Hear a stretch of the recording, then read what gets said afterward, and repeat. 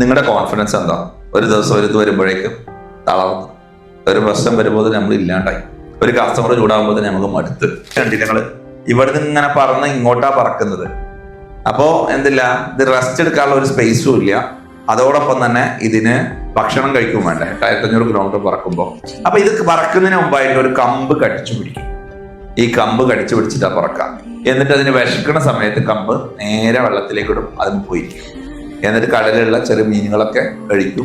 അത് കഴിഞ്ഞിട്ട് വീണ്ടും പറക്കും. ഒന്ന് ആലോചിച്ച് നോക്കി, ഇത്ര ദൂരം പറക്കാൻ വേണ്ടിയിട്ടുള്ള അതിന്റെ കോൺഫിഡൻസ് എന്ന് പറയുന്നത് ആ ഒരൊറ്റ കമ്പാണ്. ഇത്ര 8500 കിലോമീറ്റർ ക്ഷീണിക്കണില്ല, അത് ടെൻഷൻ അടിക്കണില്ല, അത് പേടിക്കണില്ല. കാരണം അതിന് ഒരൊറ്റ കൊമ്പ് പോലും ഇല്ല, ഒരു ഫുഡും അതിന് ക്യാരി ചെയ്യാൻ പറ്റില്ല. നിങ്ങളെ കൊണ്ട് കഴിയും അങ്ങനെ? നമ്മൾ ക്ഷീണിച്ചു പോകും, പേടിച്ചു പോകും.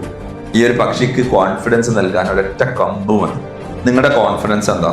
ഒരു ദിവസം ഒരു ഇത് വരുമ്പോഴേക്കും തളർന്നു, ഒരു പ്രശ്നം വരുമ്പോൾ നമ്മൾ ഇല്ലാണ്ടായി, ഒരു കസ്റ്റമർ ചൂടാകുമ്പോൾ നമുക്ക് മടുത്ത്.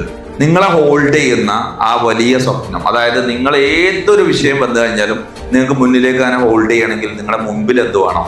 നല്ല ലക്ഷ്യങ്ങൾ വേണം, നല്ല സ്ട്രോങ് ആയിട്ടുള്ള നല്ല ഡ്രീംസുകൾ വേണം.